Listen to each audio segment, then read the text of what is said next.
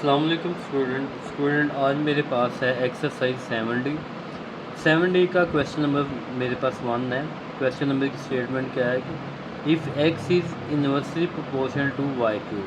तो देखिए एक्स लिखूँगा, फिर मैं प्रोपोर्शनल के साइन को लिखूँगा और उसके बाद हम लिखेंगे 1/y³।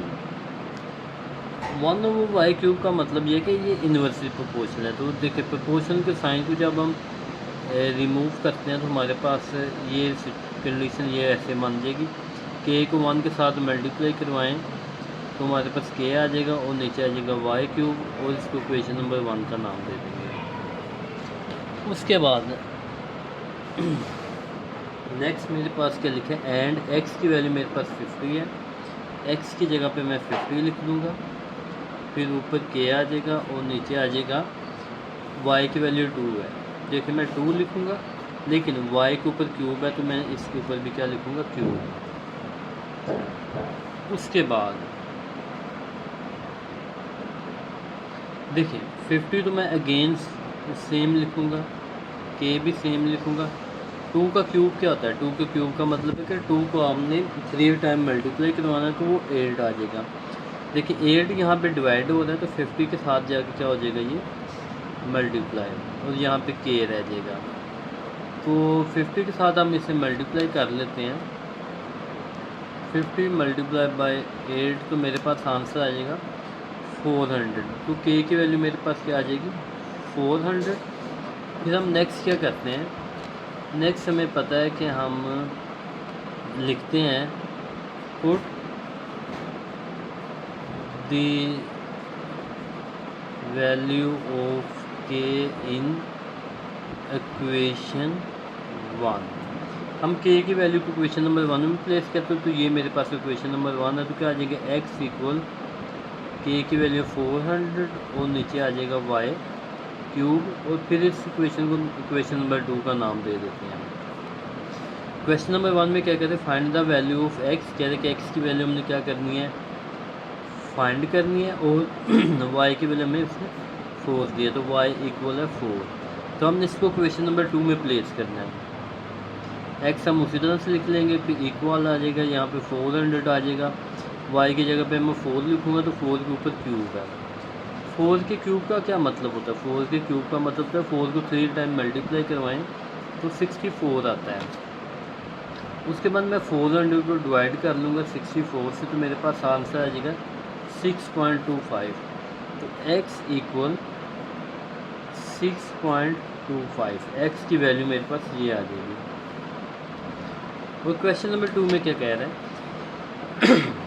ये था इसका क्वेश्चन नंबर 1। तो यहाँ पे मैं लिखता हूँ इसका question number 1 find an equation connecting x and y।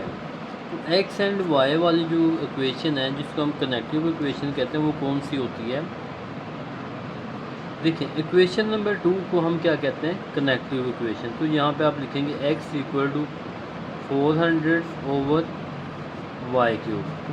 तो दूसरे क्वेश्चन का हमारा ये आंसर हो जाएगा। अब नंबर 3 पे क्या कह रहे हैं?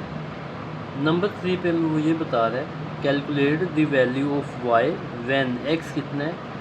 कहते हैं कि y की वैल्यू हमने कैलकुलेट करनी है और x की वैल्यू मेरे पास है 3.2 लिखी है। तो क्वेश्चन नंबर 2 को हमने यहाँ पे प्लेस कर लेना है। देखिए x की जगह पे मैं लिखूँगा 3.2 लिख लूँगा, इक्वल आ जाएगा 400 और यहाँ पे मैं लिख लूँगा y³। y³ यहाँ पे डिवाइड हो रहा है तो इस वैल्यू के साथ जाके क्या हो जाएगा, इस वैल्यू के साथ जाके मल्टीप्लाई हो जाएगा और यहाँ पे 400 रह जाएगा। तो देखिए 400 के साथ ये वैल्यू लिखे 3.2 तो इधर आके ये क्या हो जाएगी डिवाइड हो जाएगी। तो हमने 400 को डिवाइड कर देना है 3.2 के साथ तो मेरे पास आंसर इसका क्या आ जाएगा 125 आंसर आ जाएगा। तो y³ इक्वल आ जाएगा 125। अब देखें क्यूब को ख़त्म करना है तो हम दोनों साइड पे लेंगे। जब भी हम क्यूब को ख़त्म करते हैं तो हम क्या लेते हैं taking cube root on both side. तो हम दोनों साइड पे क्यूब रूट लेते हैं। तो यहाँ पे लिखूँगा y की पावर 1/3 और फिर 125 को लिख सकता हूँ मैं 5 का क्यूब और यहाँ पे इसका भी क्यूब ले लेंगे।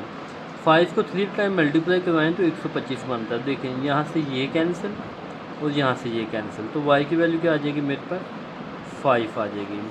अच्छा स्टूडेंट, ये था क्वेश्चन नंबर 1 और क्वेश्चन नंबर 2 मैं आपको करवाता हूँ आगे। जी स्टूडेंट, क्वेश्चन नंबर 2 की स्टेटमेंट लिखी है if z is inversely proportional to √w। तो यहाँ पे मैं लिखूँगा z इन्वर्सली प्रोपोर्शन का ये साइन है 1/, की फॉर्म में वैल्यू लिखते हैं तो ये w आ जाएगा। और प्रोपोर्शन के साइन को जब हम रिमूव करते हैं तो हम k लिखते हैं और नीचे हम इसके w लिख देंगे और इसको क्वेश्चन नंबर 1 का नाम दे देंगे। नेक्स्ट क्या लिखा है, z की वैल्यू 9 है तो z की जगह पे मैं 9 लिख दूँगा, k सेम अपनी जगह पे और w की वैल्यू 9 है तो w की वैल्यू भी मैं 9 लिख दूँगा। अंडर रूट सेम आ जाएगा और अंडर रूट के अंदर 9 आ जाएगा। आप लोग देखें 9 किसका स्क्वायर बनता है, देखो 9 को मैं लिख सकता हूँ 3 का स्क्वायर, तो मैंने इसको 3 का स्क्वायर लिख दिया। अब हमें पता है कि स्क्वायर अंडर रूट से कैंसिल हो जाता है तो 9 इक्वल आ जाएगा k/3 और 3 यहाँ पे डिवाइड हो रहा है और 9 के साथ जाकर मल्टीप्लाई हो जाएगा तो 9 मल्टीप्लाई बाय 3 इक्वल आ जाएगा k और इन दोनों को मल्टीप्लाई करेंगे तो आ जाएगा 27। k की वैल्यू हमारे पास आ गया 27। फिर हम नेक्स्ट लिखते हैं put the value of k in equation 1। Equation 1 दिए थी मेरे पास तो z सेम ऐसे ही लिखेंगे, k की जगह मैं 27 लिख दूंगा और नीचे आ जाएगा अंडर रूट w, तो इसको इक्वेशन नंबर 2 का नाम दे देंगे। क्वेश्चन नंबर 1 में क्या कह रहे हैं, मैं कह रहे हैं कि find an equation connecting z and w। तो ये इक्वेशन z और w में कनेक्ट कर, ये फर्स्ट वाले का आंसर हो जाएगा। अब हम सेकंड वाला करते हैं। सेकंड वाले में कह रहे हैं कि फाइंड द वैल्यू ऑफ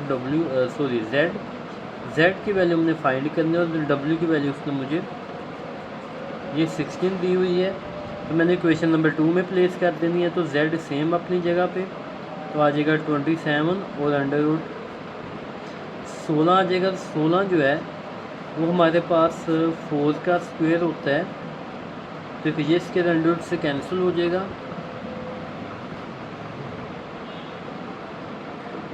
और z की वैल्यू मेरे पास क्या आ जाएगी 27/4। इनको मैंने डिवाइड कर देना है, 27 को मैंने डिवाइड करना 4 पे तो मेरे पास आंसर आ जाएगा 6.75। z की जो मेरे पास वैल्यू आ रही है वो है 6.75। ये था मेरे पास इसका क्वेश्चन नंबर 2। अब मैं क्वेश्चन नंबर 3 में देख लेते हैं। अच्छा जी, क्वेश्चन नंबर 3 मैं यहाँ पे लिख लेता हूँ। यहाँ क्वेश्चन नंबर 3 में क्या कह रहा है कि calculate the value of w की वैल्यू हमने कैलकुलेट करनी है और z की वैल्यू मुझे उसने 3 दी है। तो यहाँ पे मैं क्वेश्चन नंबर 2 को प्लेस करता हूँ, z equal 27 over under root w आ जाएगा। z की जगह पे मैं 3 लिख लूँगा और यहाँ पे 27 over under root w। Under root w इधर आके हो जाएगा मल्टीप्लाई और यहाँ पे 27 और 3 जो है ना अंडर रूट w के साथ वो मल्टीप्लाई हो रहा है तो इधर आके हो जाएगा डिवाइड और डिवाइड करेंगे तो 3 1 ज़ा 3 और 3 9 ज़ा 27 तो यहाँ पे 9 आ जाएगा। सॉरी यहाँ पे w लिखना था। देखिए अब मैंने ये स्क्वायर ख़त्म अंडर रूट ख़त्म करना है तो अंडर रूट को ख़त्म करने के लिए हम क्या करते हैं, हम स्क्वायर लेते हैं। तो लिख लेंगे taking square on both side, तो हम स्क्वायर ले लेंगे तो अंडर रूट w के ऊपर भी हम स्क्वायर ले लेंगे और 9 के ऊपर भी स्क्वायर ले लेंगे। ये स्क्वायर अंडर रूट से कैंसिल आ जाएगा, यहाँ पे w आ जाएगा और 9 का स्क्वायर होता है 81। तो ये था बेटे हमारे पास क्वेश्चन नंबर 2। अब हम क्वेश्चन नंबर 3 की तरफ चलते हैं।